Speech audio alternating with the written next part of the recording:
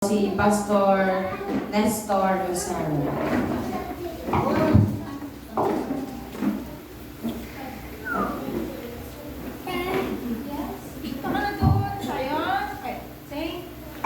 Okay, magandang umaga sa bawat isa sa atin. Kahit katapusan na ng January, babatiin ko pa rin kayo ng Happy New Year. So, hindi ako nakapunta ng December dito. Busy ang mga schedule. At praise God na buong-buo tayo ngayon. Sa ating Sunday School, ay bago ang Sunday School, nagkaroon tayo ng announcement nung nagkaroon kami ng meeting workers meeting last month ba yun? Ay, this month. Update ko lang kayo. I hope na nabasa mo naman busy ka yung na-announce mo na napagmitingan? Ay, hindi pa. So, una, napagmitingan doon yung LGYC sa Antipolo, Rizal. Ay, basta sa Rizal. Ang registration medyo mahal ko. Tanay, 2,800. So, yung silag may pundo para makapadala tayo ng delegates. Yung mga officers, yung kalahati i-sponsoran. Silag. At saka yung mga representative, yung kalahati kasama. Senior representative sa no? Okay. So, kalahati, ibig sabihin, 1-4 ang kanilang i-register.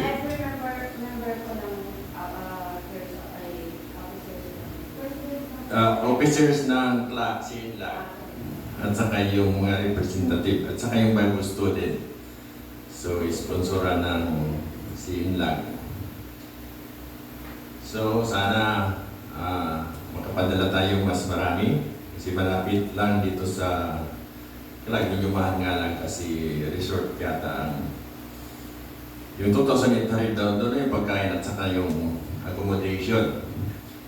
Then pangalawa na pagmitingan yung Gina sa Cebu. Malayo.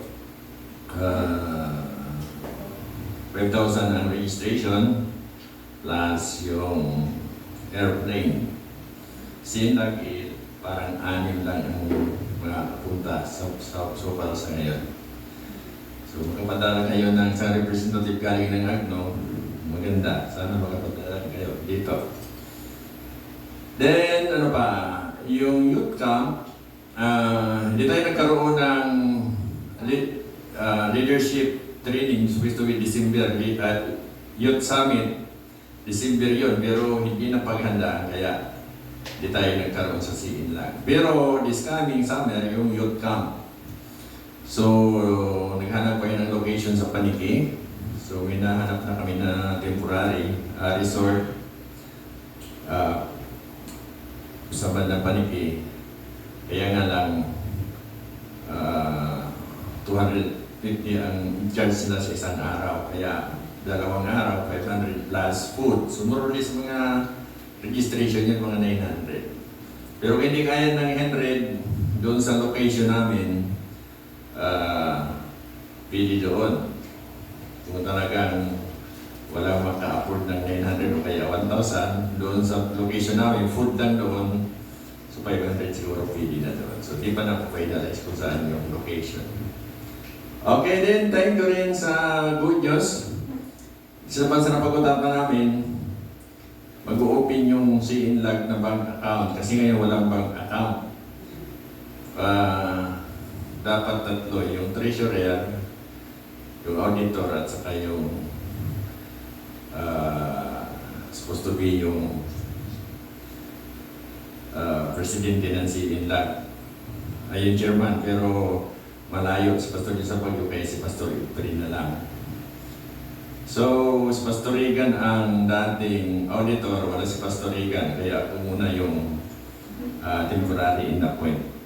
Pasensya na, hindi pa kami naka-open. Linggo na nakalipas na nag-meeting. PSA yung treasurer, Pinukulit ko last week, pero busy daw siya. So, kaya yung request ninyo na bank account, hindi pa rin na-open. Hoping this coming week, hindi naman pwedeng isa lang ang pumunta sa bangko, dapat 3. Para,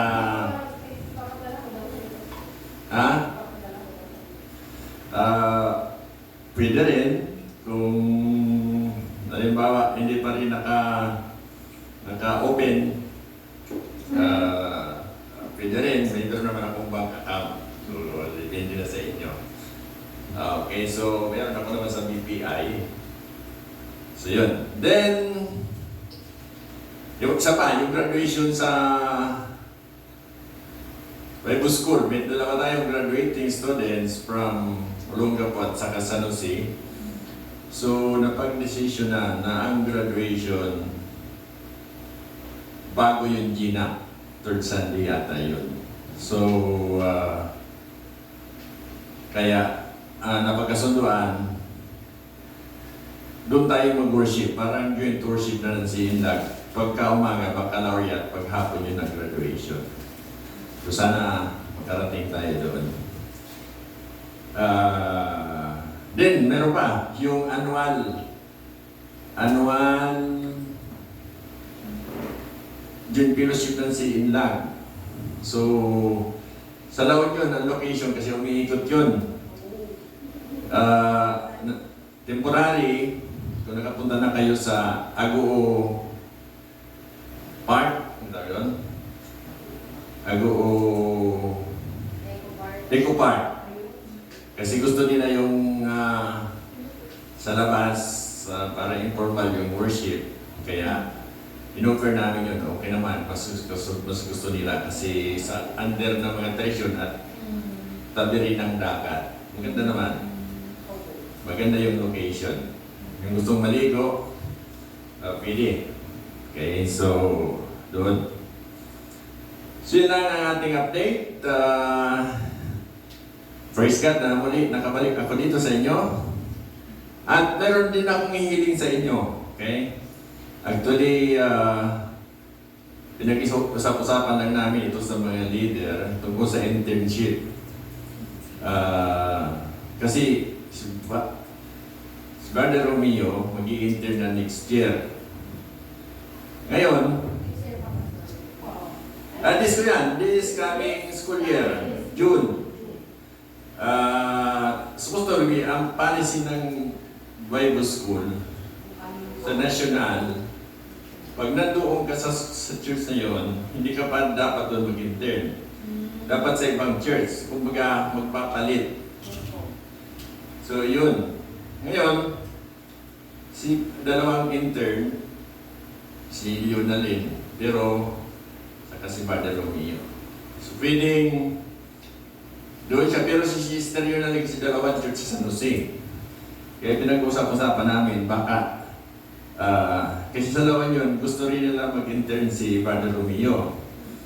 Gusto nyo rin na mayroong intern dito. Kaya naisip ko, baka mayroong available sa Bicol na pwede mag-intern dito para may kapalit si Brother Romeo. Si Brother Romeo sa laon yun.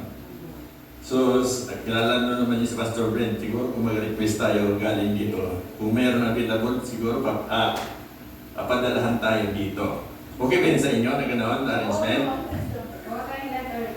Gagawa kayo ng letter dito, formal, padala kay Pastor Brent para mas effective kasi pag sa ibang lugar. Okay? Kasi pag dito, minsan nagiging yung kung saan ka nakatira, naging comfort zone. Minsan, hindi nakagawa ng mga dapat gawain. So, yun ang advantage doon. So, kaya kung mag-request kayo na kasi gusto nyo ng intern, request ng formal doon kay Pastor Brent. Maraming estudyante sa Bicol na mag-i-intern din ngayon.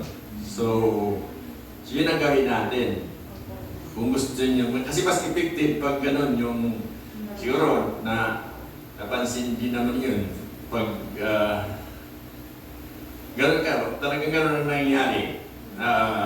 Kasi ngayon yung intern sa pulo siya nag-intern. Nahirap siya doon sa kanilang lugar. Okay.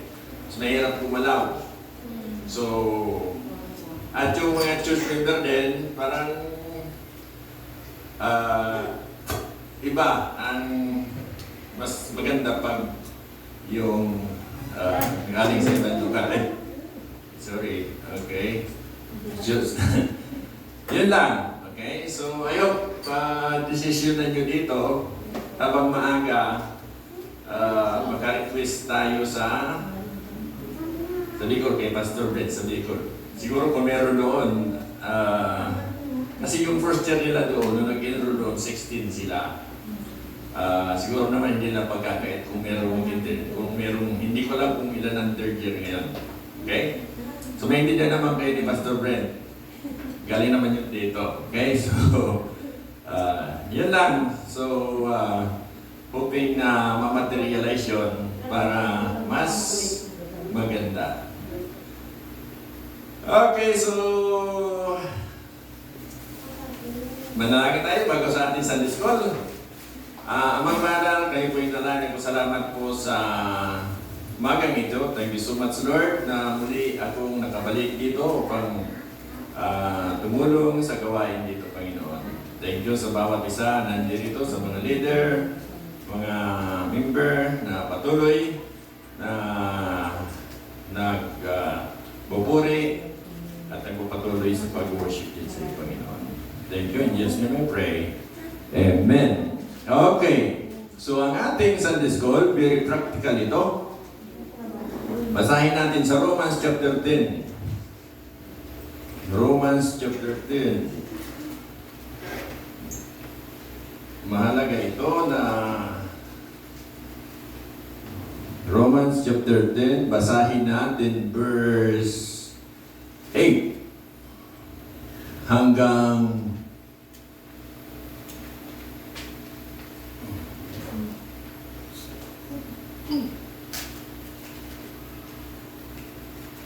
hanggang 18 para 10 verses. Okay, tingnan nyo. Basahin natin responsibly para mas maganda. Sorry.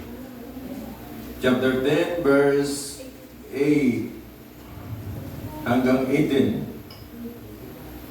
Tagalog. Lahat yata tayo Tagalog.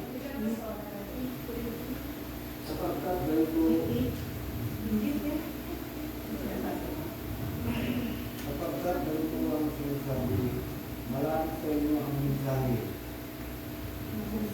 Nasa inyong bibig at nasa inyong puso. Ang tinutukoy dito ang salitang pinangaral. Aming tinutukoy sa mga palataya. Kung ipinapahayag ng inyong bibig na si Jesus ay Panginoon at buong puso kang sumasampalataya na siya'y muling binuhay ng Diyos, maliligtas ka. Pagkat na nananali ang tao sa sa gayon niya ako ng sala at napapalaya sa pamamagitan ng kanyang namin at sa gayon naliligtas. Sinabi nga ng kasulatan ang sino mang sumampalataya sa Kanya ay hindi mapapalaya. Kaya walang pagkakaiba ang katanungan ng Hudyo ay mga Hudyo. Iisa ang Panginoon ng lahat, siya ay masaganang nagbibigay sa lahat ng kasulatan.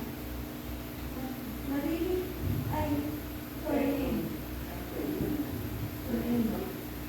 Lagi ang sinasabi sa kasulatan, maliligtas ang lahat ng tumatawag sa pangalan ng Panginoon. 14. Paano naman sila tatawag sa Kanya kung hindi sila sumasampalataya? Paano sila sasampalataya kung wala silang napakinggan tungkol sa Kanya? Paano naman sila makakapakinig kung walang mga ngaral sa Kanya? 15. At paano makakapangaral ang sinumang kung hindi siya mismo tulad ng nasusulat o ay nabasag masdan ang pagdating ng mga galaw ng balita. 16. Hilig lahat ng sumunod sa mga ganang balita. Gaya ng sinulat ni Isaiah, Panginoon, sino ang naniwala 17.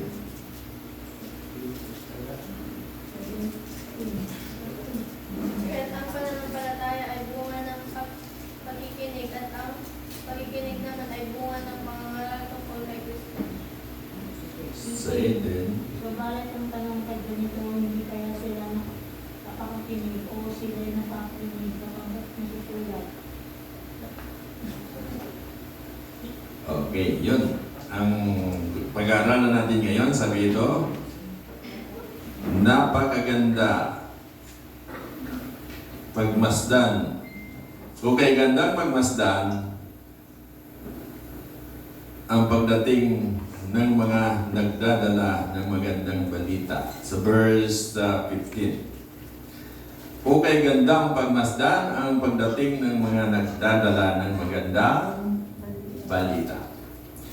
So gusto ko pag-aralan natin ngayon yung tungkol sa magandang balita o evangelism.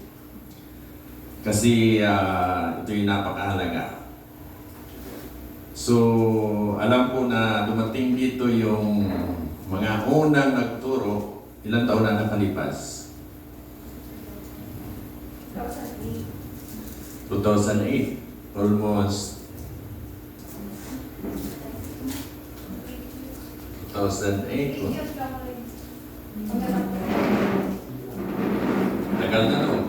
Okay, galing na is 2008. Kung 2008,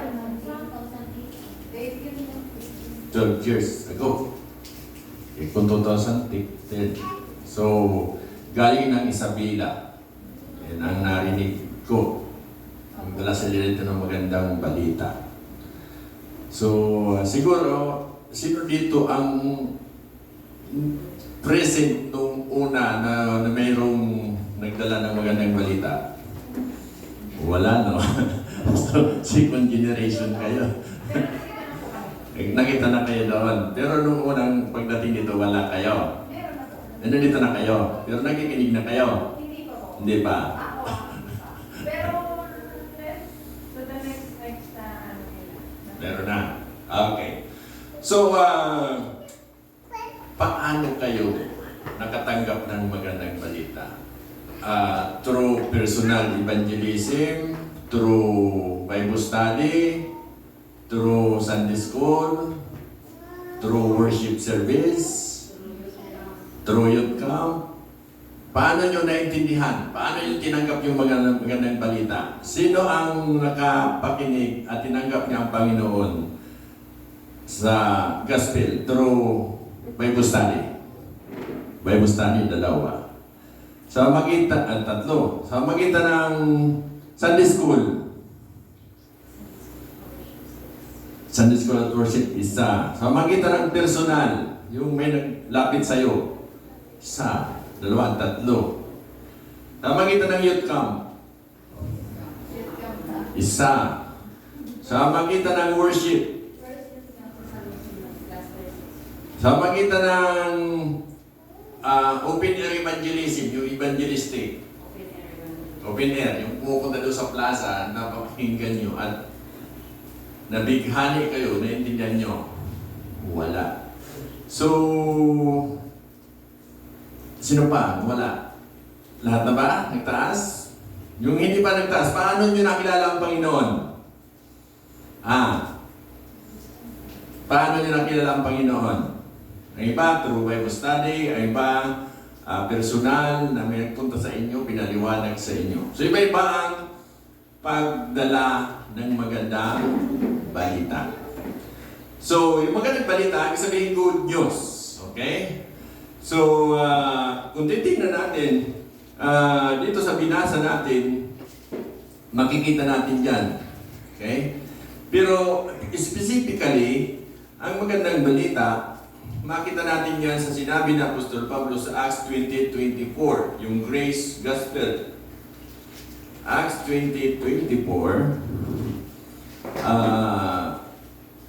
makikita natin dyan kung ano specifically yung magandang balita na dapat ibahagi natin. Sinabi ng Apostol Pablo, Subalit walang halaga sa akin ang aking buhay. Magawa ko lamang ang aking tungkulin at matapos ang gawain tinanggap ko mula sa Panginoong Hesus. Ang pagpapahayag ng magandang balita tungkol sa kagandahang loob ng Diyos para sa tao. Okay, magandang balita tungkol sa kagandahan loob ng Diyos para sa inyo. The grace of God. The good news about it. Okay, the good news about the grace of God. Bakit sinabi ito ni Apostol Pablo? Kasi merong good news about the kingdom. Okay? About yung sa kaharian. So tayo sa dispensation of grace, ito ang magandang balita about the grace of God. Yung magandang balita. Sa 1 Corinthians 15:1-4, kinaripay yan ni Apostol Pablo kung ano ito. Yung magandang balita sa 1 Corinthians 15:34, yung bigay ng kaligtasan. 15, Magpakatino kayo at talikuran ng pagkakasala. Ang iba sa inyo ay hindi kilala ang Diyos. Sinasabi ko ito upang mapahiya kayo. ay 15:1-4. Ay, 1 Corinthians 15:1-4.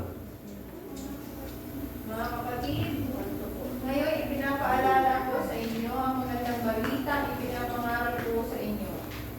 Iyan ang magandang balitang inyong tinanggap at naging saligan ng inyong pananampalataya. Naliligtas kayo sa pamamagitan nito kung matatag ninyong pinangakawakan ang salitang ipinangaral ko sa inyo. Maliban na lamang kung walang kabuluhan ang inyong pananampalataya. 3. Sapagkat ibinigay ko sa inyo bilang pinakamahalaga sa lahat ng tinanggap ko rin na si Kristo ay namatay dahil sa ating mga kasalanan tulad ng sinasabi sa kasulatan. Inilibing siya at muling nabuhay sa ikatlong araw tulad din ng sinasabi ng sa kasulatan at siya ay nagpakita kay Kristo. Okay. So, ano yung magandang balita dito? Si Kristo namatay, inilibing, at nabuhay muli. Okay, nagpakita siya sa mga kay Pedro, nagpakita siya sa mga apostol, nagpakita kay Apostol Pablo. So, yun ang magandang balita ngayon na dispensation of grace. Okay, sa kingdom, ang magandang balita doon, sabi niya, repent and be baptized for the remission of sin. Magsisi na kayo kasi malapit na si Kristo na maghahari. Pero hindi tinanggap ng Israelites.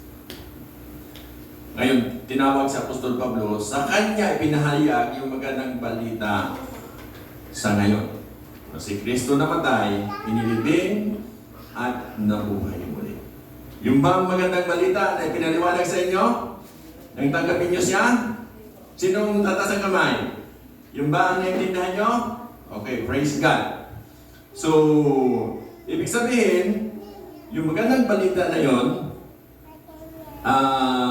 namatay si Kristo dahil sa kasalanan natin. Kaya dahil sa kasalanan ng mundo, tinapos niya sa krus. At sabi niya doon, tinapos niya doon. Kumpara kasi sa Old Testament, na maraming ginagawa yung mga tao noon para maging ganap yung kanilang kaligtasan. Maraming mga offering, sacrifices. May sin offering, may peace offering, marami. At nagdadala sila ng offering. Yung may goat, may sheep, may dove, depende sa kasalanan. Pero ngayon, sino ang namatay para sa ating kasalanan? Si Kristo. Okay, so itong magandang balita na to, dapat ito yung sinasabi natin, yung pinapahayag natin. Ngayon, yun ang magandang balita. Pangalawa, ang tanong, sino ang dapat magbahagi nito? Sa magandang balita. Sa Romans 10:14, sa binasa natin, Romans 10:14, Kaya nga, minamahal, iwasan ninyo ang pagsamba sa mga Diyos-Diyos. Paano sila masampalataya? Paano sila masampalataya kung wala pa sila napapakinig tungkol sa paano naman sila mapapakinig kung wala nang aral sa kanila? okay. So sino? Yung mga sumampalataya. Yung mga nakinig. Yung mga nangaral, yung mga tinawag. Hanggang 15, yung mga tinawag. So sa 1 Corinthians 5:18, ano ang tawag sa atin ng mga tinawag? Sugo ni Kristo. Ambasador ni Kristo. So, lahat na tinawag, lahat na nakapakinig, meron tayong obligation na magdala ng magandang balita. So, napakaganda. Pag kayo tinawag, that's your privilege na magbahagi ng magandang balita. Although, hindi tinawag lahat na ebanghelista. Sa Ephesians 4:11, may yung mga kaloob dito. Sinabi ni Apostol Pablo, Ephesians 4:11, maraming iba't ibang kaloob. At ang iba'y ginawang apostol, ang iba'y propeta, ang iba'y evangelista, ang iba'y pastor at guro. Okay, yun ang mga kaloob. Pag tinawag kang maging pastor, hindi kang maging evangelista. Pag tinawag kang maging guro, pwede ka rin maging evangelista. So, depende kung paano mo na intindihan. Okay? Huwag na tayong mag-asa pa na tatawagin ka bilang apostol. Kasi tapos na yung gift bilang apostol. Iba-ibang kaloob ngayon ng Panginoon na binibigay. Ang iba, kaloob para mag-administer. Ang iba, binigyan ng kaloob na magbigay, tumulong. Ang iba, magturo. So, hindi ibig sabihin na isa lang ang kaloob sa atin. Pwedeng dalawa, pwedeng tatlo, pwedeng magampanan natin yun. Yung mga kaloob na binigay ng Panginoon. So, depende natin kung paano natin binibigyan natin ng time ng ating sarili para sa gawain. Okay? Minsan, may mga kalangitan, yung work of evangelism, ito minsan ang nakakaligtaan ng church, ng mga member. Bakit kaya? Ano kaya dahilan? Bakit minsan hindi natin ito nagagampanan?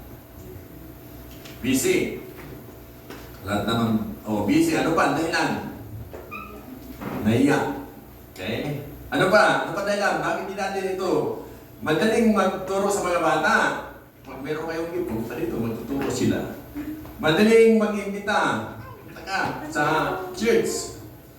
Pero yung personal evangelism, minsan, hindi natin ito nabibigyan ng pansin. Kaya nahihirapan yung church. Okay? Kasi, ibig sabihin nyo, hindi ako kaloob, parang nahihiya ka, parang hindi ka handa. Kasi, mayroong mga individual na madaling magkwento, madaling magsabi. Di ba? Masaya sila pag sinasabi yun. Meron na may ibang mga individual na pag meron kausap ng iba, para siyang pinakabahan. Hindi siya ready. Okay? So, kasi hindi niya kaloob yun. Pero pag kayo'y mayroong kaloob, napakaganda. Pag kayo'y nakapagbahagi ng salita ng Panginoon. Lalo-lalo na pag mayroong nakakilala dahil sa pagbahagi nyo. Bakit? Lahat tayo tatanggap ng reward. Okay? Lahat tayo harap sa Panginoon. Anong ginawa natin? At sabi nga sa Biblia, ang halaga ng isang kaluluwa mas malaki pa sa halaga ng mundo. Okay? Kaya, doon yung ma-experience yan, yung joy, yung galak. Pag kayo ginamit ng Panginoon na kayo ang nagbahagi. At siya'y nakakilala. At siya rin, ikaw rin ang ginamit na lumalago yung tao na yun. Okay? Yung naligtas na yun.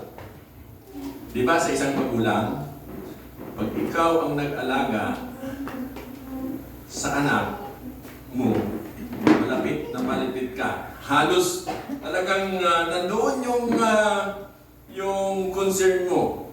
Kahit hindi mo anak yan, pag ikaw ang nag-alaga, talagang mapapalapit yan sa'yo. Okay? Kasi Binigyan mo ng time. Binigyan mo ng oras. Binigyan mo ng halaga. So, ganun. Sa gawain para sa Panginoon. Pag may tinulungan kayo na lumalago, maybe ikaw ang nag-imbita sa bata na yun hanggang nakikita mo siya na unti-unting lumalago sa Panginoon at nakita mo na siya na rin ay ginagamit ng Panginoon na nagtuturo o nagbabahagi, mas masaya ka. Kasi ginamit ka ng Panginoon. So maraming paraan, maybe hindi ikaw ang nang-evangelize, pero ginamit ka ng Panginoon para tulungan ka. Okay, so lahat tayo tinawag. Okay? Ngayon, ano ang magiging bunga?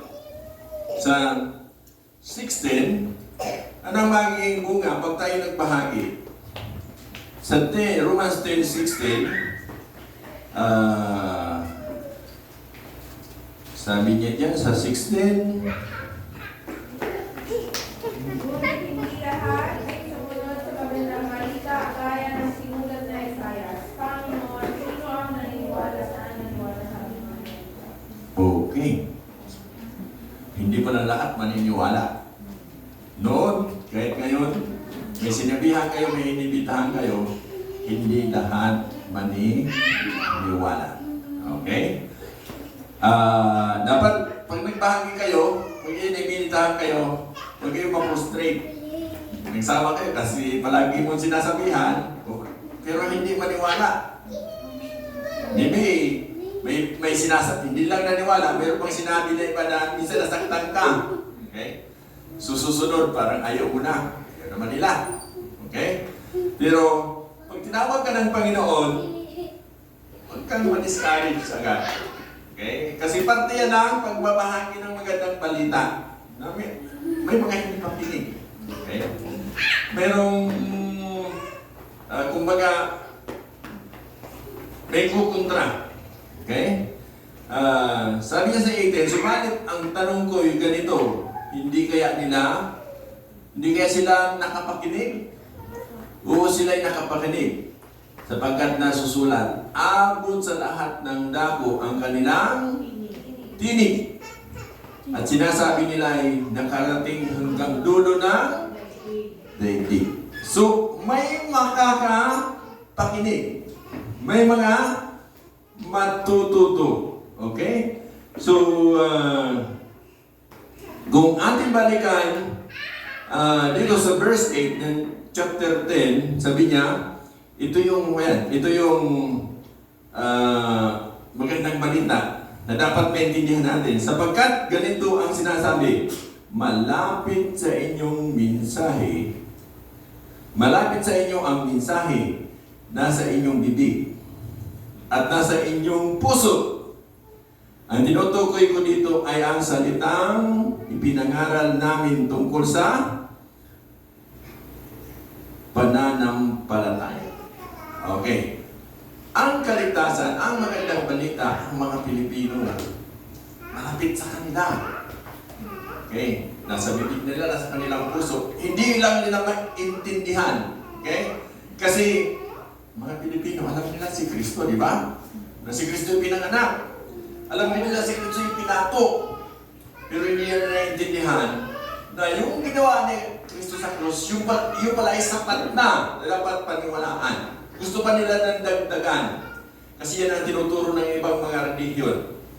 Kumpara doon sa mga ibang lugar, pag yung mga missionary, ang focus ng mga missionary nasa ibang bansa, doon sa mga tao na talagang hindi pa nakapakinig. Okay? Wala. Pag sinabi nila ang Jesus Christ, sino yun? Pag sinabi ng Jesus, hindi nila alam kung sino yun. So, pero sa mga Pilipino, halos alam kasi nagsiselebrate ng Christmas.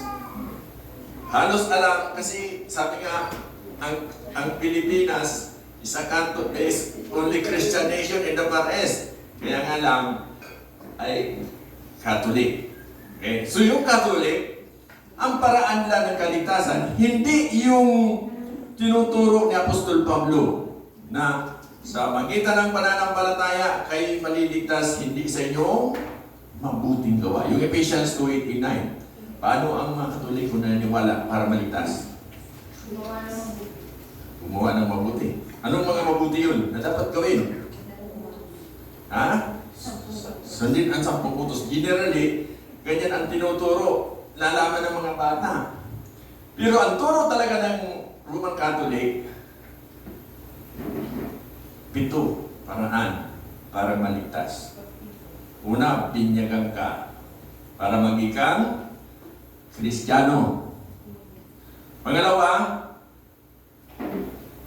pag 12 years old, ikumpil ka para ihayag mo na Kristiyano ka. Pangatlo, dapat palagi kang sisimba para daing ng ostya. Okay?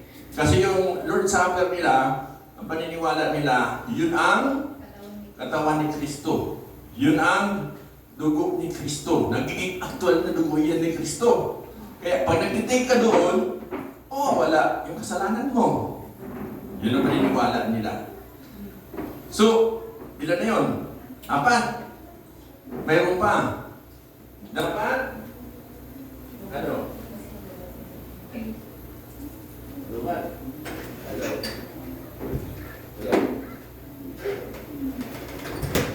Hello. Hello. Hello. Hello. Hello. Ayun naman. So, di balik, narinig naman ako. Ito lang pawin. So, ano pa? Binyagan, ikumpil, magtig ng, kaya tapos mag-umpisal. Okay? Umpisal sa pari. Pag nagkasala kayo, dapat nandun yung pari para makatik na yung binyagan. Hirap no, dating nadadaanan. Ano pa? Pag mamamatay ka na, dapat tawagin mo yung pari para mag-umpisal ka doon. Okay? Holy option tawag doon. Ano pa? Yung marriage. Huwag mo yung kapari exempted sa marriage. Pero dati yun, nagturo. Mahirap no? Bakit ganyan? Kasi ang tinuro na Roman Catholicism. Binaliwala nila yung tinuro dito sa Biblia tungkol sa kaligtasan. Nagawa sila ng 7 sakramento na yun daw ang paraan para maligtas. Ano pa? Pag namatay na, kung meron pang chance, pag namatay ka na, panalangin nyo, namatay. Okay. Diba? Pag may nananalangin doon, kaawaan mo ang, kung namatay na sinong gusto namatay dito? No? Sabi niya, kaawaan mo ang kaluluwa ni Ma'am Jessica. So ganun, di ba? Ulit-ulit yun. Ilang gabi yun. Patapos doon, yung pagpapagisa sa mga namatay. Dapat gagawin mo yun. Kasi hindi na alam pag namatay kung pupunta na sa langit. Okay? May nasa purgatory. Pero pag through prayers, through misa, unti-unti daw yun na mawala sa purgatory papunta sa langit. Ganun ang tinuturo. So, ibang-iba sa magandang balita na tinuro niya Apostol Pablo. Bakit ganyan tinuturo? Hindi na naintindihan, hindi na tinuturo yung tinuro ni Apostol Pablo sa panahon ngayon. Ang tinuturo nila, yung mga kaugalian sa Old Testament, yung mga kaugalian, kaya nga, di ba yung pag-mimisa, may priest, may high priest, sa Old Testament, nagagawian yun. Yung pag-offering, okay? So kaya yung pag-misa, isa sa mga offering, kaya ganon. Ngayon, ang magandang balita, lahat tayo mayroong obligation. Pag naintindihan mo yung magandang balita, meron tayong assurance, meron tayong kaligtasan. Kaya hindi na tayo nanalangin sa namatay kasi alam na natin yung namatay na present with the Lord. Nasa Panginoon na. Kasi wala tayong magagawa doon sa mga namatay na kasi ang Panginoon na ang nakakaalam sa kanya. So habang nabubuhay pa sila, doon lapat nila maintindihan yung magandang balita. Kagaya ang nangyari sa inyo. So I hope, pag naintindihan niyo yung magandang balita, hindi kayo mahiya na sabihin sa kanila na Kristo nakatay, nililipat kami. Tinapos siya sa krus. Dahil sa biyaya kayo naligtas sa magitan ng pananampalataya. Bakit kailangan yun? Kasi sinabi na Apostol Pablo na lahat tayo makasalanan. Sabi niya sa Romans 3:23, ang lahat ay nagkasala at hindi nakarating sa kalulahatian ng Diyos. So, yung kasalanan na yun, yun ang nagiging dahilan na tayo'y nahiwalay sa Diyos. Yung magandang balita, siya ang babalik loob sa kanya sa Panginoon. Kasi ang kaligtasan ay regalo. Di ba maganda? Yung naintindihan yun, pag binahagi mo yun, gumagaan ang loob mo. Okay? Kasi imagine, halimbawa, kapatid mo o kaya asawa mo, bakit mo ba sa kanya? Paano ang ligtas ng Panginoon? Dapat na ba ligtas sa kanya? Siguro nang tatanong niya, bakit?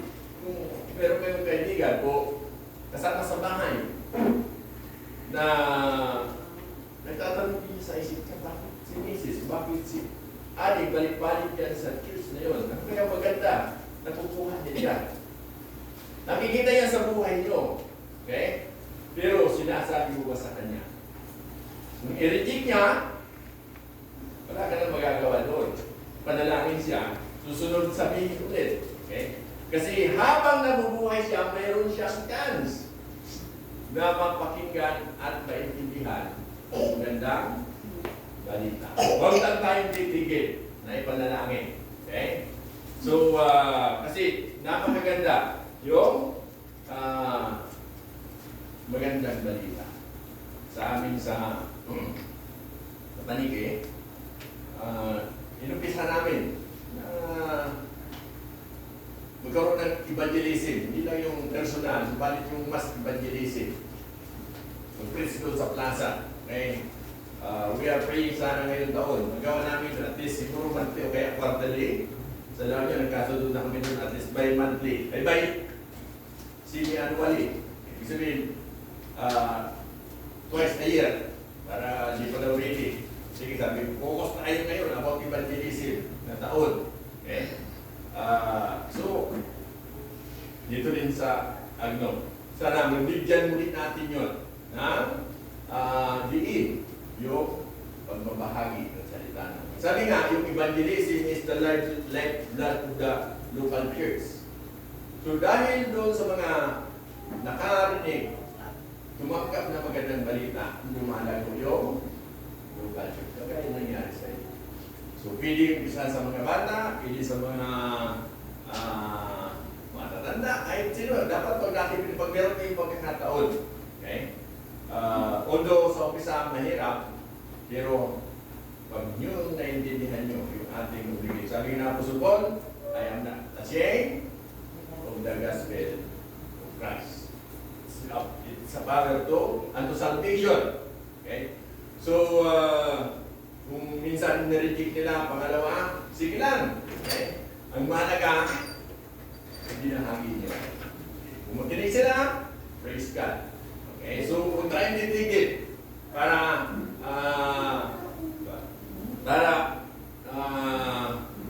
patuloy ang ating gawain tungkol sa evangelism. So mas masaya, mas maganda pag tayo'y naka-remind, nakasabi sa isang hindi individual o kaibigan o katrabaho o sino pa man tungkol sa magandang balita. So, sino sa inyo nakasubok na mag-share ng magandang balita? Sige, taas kayo kamay. 1, 2, 3, 4, 5. 5. Sino sa inyo ang gusto na matry? Taas kayo kamay. Yung gusto matry nyo? Okay, praise God. So, praise God, na meron kayong design. Ang kailangan lang ninyo, kung hindi nyo man ma-memorize, maintindihan nyo yung Romans 3:23. Ang lahat ay nagkasala. Romans 6:23. Ang kabayaran ng kasalanan ay Kamatayan. kamatayan. Subalit ang Kalooban kaloob ng Diyos ay Buhay na walang hanggan. Ano ba?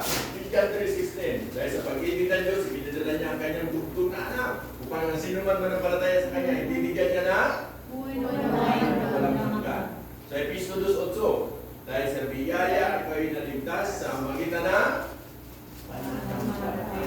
yung verses na yun, pag alam niyo yun, kung mas maganda memorize nyo, kasi yung mga unbeliever, hindi naman nila alam yun. Okay? So, pag sinabi niyo yun, nabubuksan na yung kanilang tainga, yung kanilang mind. Okay? So, focus lang kayo doon. Okay? Huwag niyo muna silang sabihan ng mga negative tungkol sa kanilang religion. Kasi magdidebate kayo doon. Sabihin nyo lang yung magandang balita. Depende na sa kanila. Maybe, natatakot ka ba? Kung magtatanong siya, okay? Natural lang yun. Minsan, ano yung isasagot ko pag sarili ng tanong. So, basta, focus lang kayo doon sa magbahagi sa kanila. Kasi, hindi ka naman dapat isang oras o 2 oras. So, yung casual na usapan, umpisahan nyo doon, mas maganda. Yung mga iba, yung mga Kristiyano, very good sila. May mga nag-grades. Basta di ba? So, nag-grades. Hindi ko pa nasubukan na mag-grades sa bus. Pero tumatanda na ako, sabi ko yung nagdahil ko siguro mas maganda na lahat ng doon nasa bus, pakikita nila. Okay? Pag-pray nyo na pag nag-travel ako, magawa ko yun. Okay? Sa plaza, madali lang. Pero may mga kasama ako na nagkakanta, madali lang mag-praise. Kahit nagdadaan yung mga tao. Kasi nung college kami, meron ko yung training sa open air evangelism. Si Mrs. ang hilig niya na mag-evangelize. Kasi nung hindi pa, isingin pala siya, member siya sa team sa evangelism. So, pag siya ay pupunta doon sa ibang mga bahay, nag-share, may makasama siya ng mga baguhin niya, tuwang-tuwa yun. Na mayroong nabahagian, na mayroong nakinig. Okay? So, ganyan. Yung magiging, parang, hindi lang sila magiging makakilala sa Panginoon, ikaw din, marirevive yung spiritual life. Kasi, ibig sabihin, lalago, ma-encourage ka kasi nagamit ka na pa yung double evangelism. Okay? At nagampanan mo yun. Okay? So, makinig man siya o hindi, ang mahalaga, nagkaroon ka ng lakas na loob.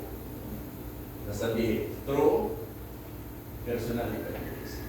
Kung hindi man karinig, maybe yung church na ito, may someday magkaroon ng program, drug distribution, okay, iba't iba kasi paraan para makapagbahagi.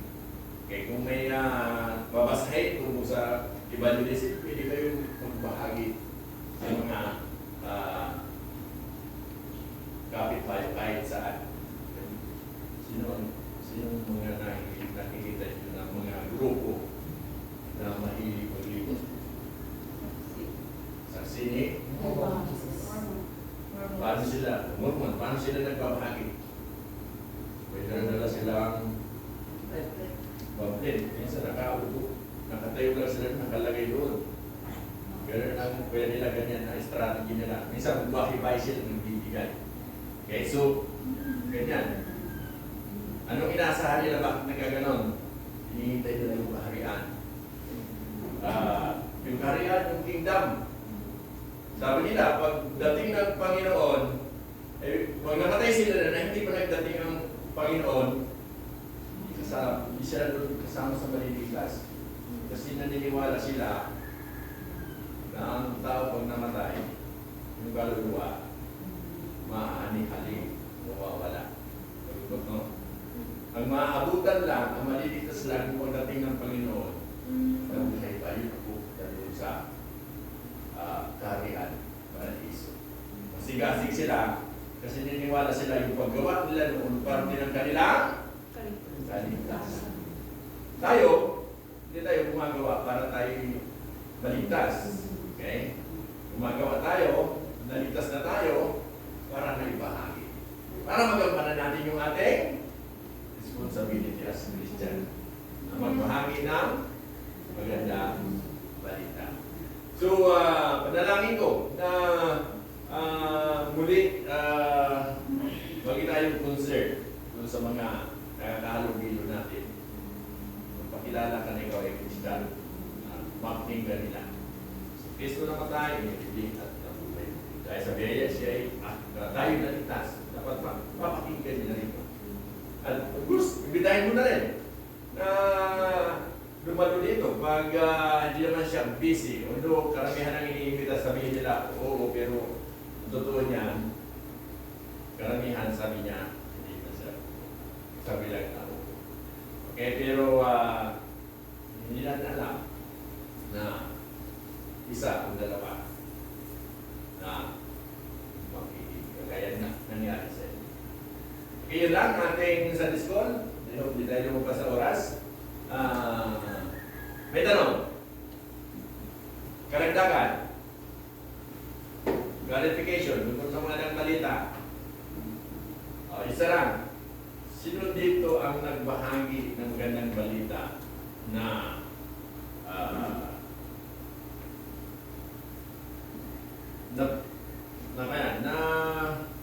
ano bang naramdaman mo nung ikaw yung nagbahagi ng magandang balita? Sige, sinong may testimony? Nung nagbahagi ka,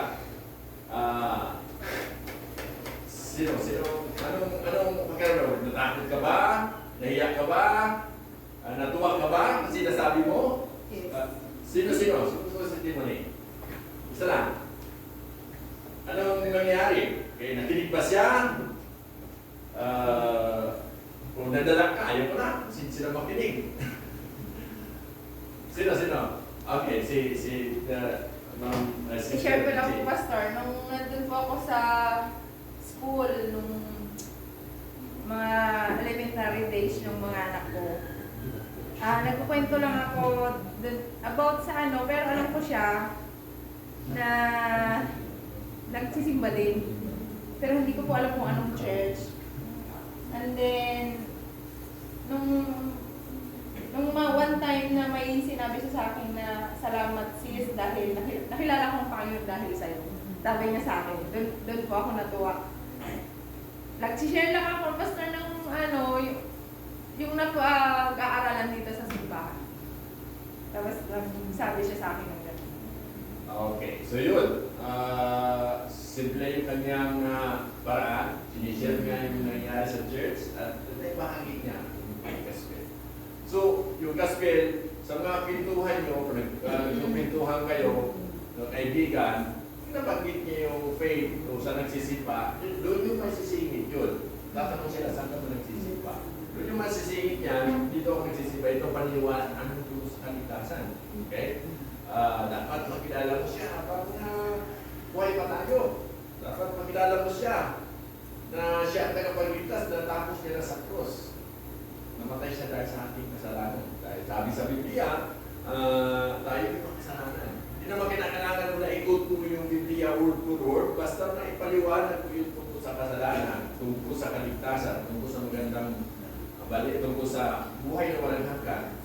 Ang Panginoon na, yung Holy Spirit na ang gagabay sa inyo, gagabay sa Kanya kung paano siya itutundi. Maybe, at the time hindi siya makikinig. Pero hindi mo alam na yung napakinggan niya yun, pag uwi niya o habang natutulog siya, isa yun sa magre-remind sa Kanya.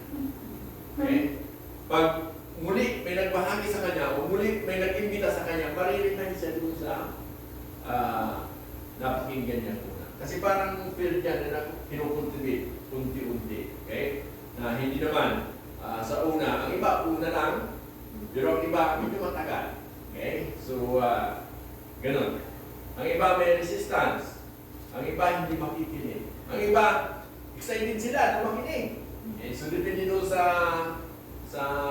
tao na binahagian ng magandang balita.